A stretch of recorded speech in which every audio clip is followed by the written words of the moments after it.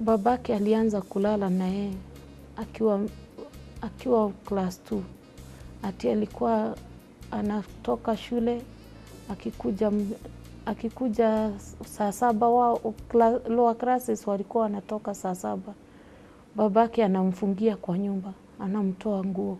I wrote that it had stayed for 9 years. I had kept it for 9 years without telling anybody. And I told her it started in class 3. And I told her how I feel.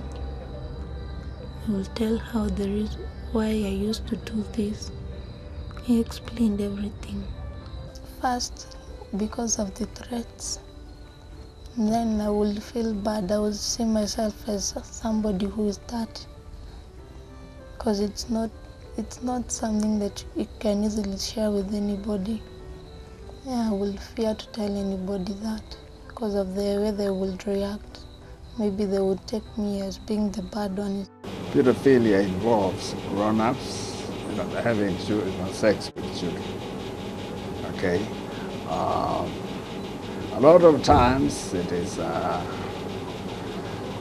grown men having sex with small children. I mean, small girls, female children. But there are times when it is, homosexuals who are abusing children. So that it's grown men with young boys. Okay. Usually, when it comes to men who are heterosexual, men who are heterosexual, they tend to be men who are either married or have been married in the past. Okay, when it comes to homosexuals, many they have not been married. Homosexuals tend to abuse children that are older than heterosexuals do. And a lot of times we say that the difference in age between the abuser and in many societies between the abuser and the child is at least 10 years and up. Many times it is more than the difference in age. Ulipoona barua ile mtoto wako alikuwa amekwambia nataka kukuambia siri, ulichukua hatua gani? Mara ya kwanza hiyo kitu iliniudhi sana, sikuweza kuchukua hatua mara moja sababu ilini affect psychologically. Nilikuwa nasimama najaribu kutembea naona giza. Na hata kuongea najaribu kuongea, nikisema maneno mbili naanza kulia. Singeweza kufanya chochote. Nilijaribu kwenda hata polisi, nikifika kwa gate nalia narudi.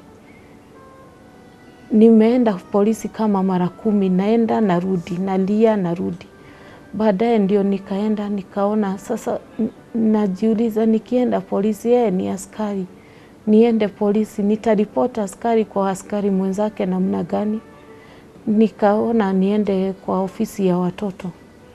Nikaenda kwa ofisi ya watoto, nikawaelezea vile nini naendelea kwa maisha yangu. Wakaniambia before anything, nikatumwa counseling. When I opened up to her, first I was asleep when she read the letter. She woke me up, she held me, she cried. And I remember for that week, she fell sick. She could not go to work because it disturbed her. And every time she would go to the office to speak about it when she was going to report, she would fall sick. Like she had a depression. She was even sent to a counselor because she felt that she was guilty. She was not there for me. It is one of the most difficult disorders to treat because So the person appears to be okay in other areas of life. Someone may even be a church elder, okay? And let me say that when it comes to men, heterosexual men who sleep with the little girls, they tend to do it in immediate environment, like family, neighbors, but homosexuals will go with boys, that they will sleep with boys that they may not even know. Those ones don't concentrate in the neighborhood.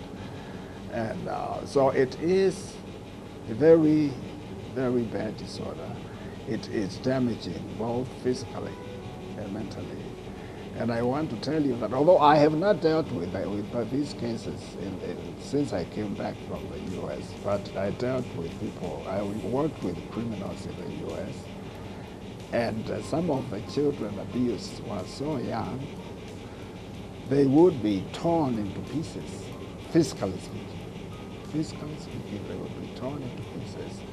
And many times it would be the father.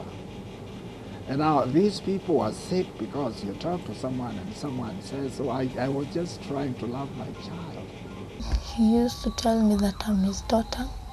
He cannot hurt me. He used to say that he cannot make me sick. He cannot get me pregnant because I'm his daughter. He used to tell me that he loves me. Okay. How do you love your child, by damaging your child, both physically and psychologically? And like I say a lot of times when a child says to the mother, my father has been abusing me, mothers can't believe it because, like I say, the man seems to be okay, he has a job, he's respected in the neighborhood.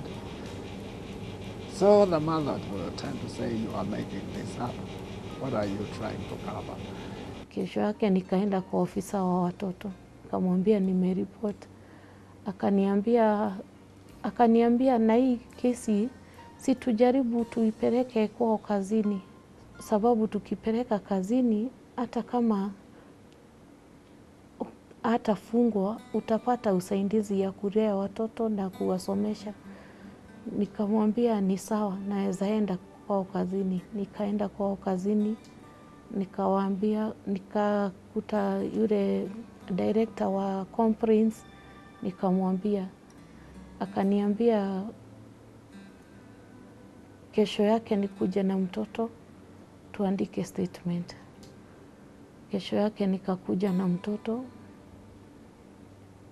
Walinichukua vizuri sana. Wakati nilienda huko the first time, hiyo ndio niliona kuna mtu anaweza sikiza mtu. Kwa hiyo ni child offices?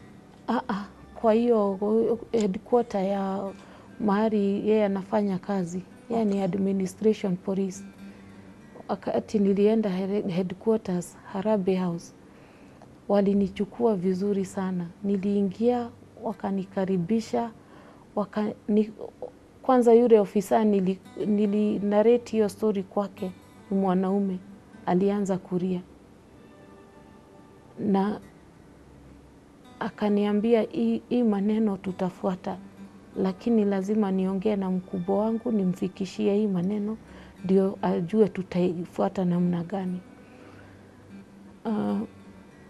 Sasa wakati akaniambia lakini kesho kuja na mtoto ndio tuandike hii statement. Kesho yake nikaenda na mtoto.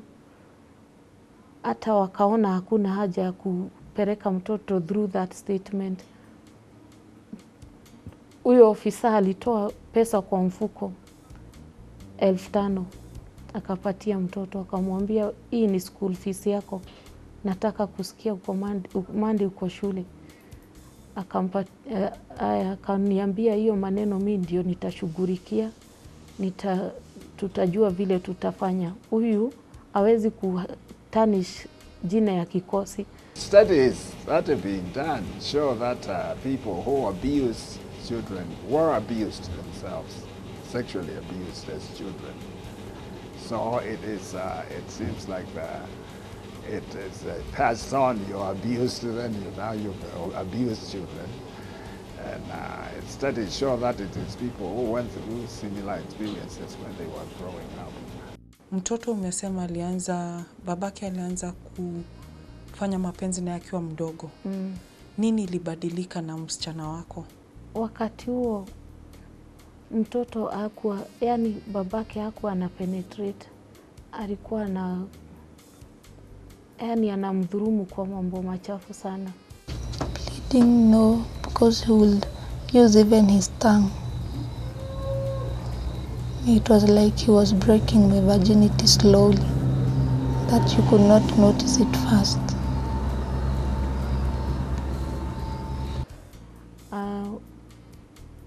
Mtoto alianza akiingia class 1 ndiye aliongoza interview ya kuingia class 1.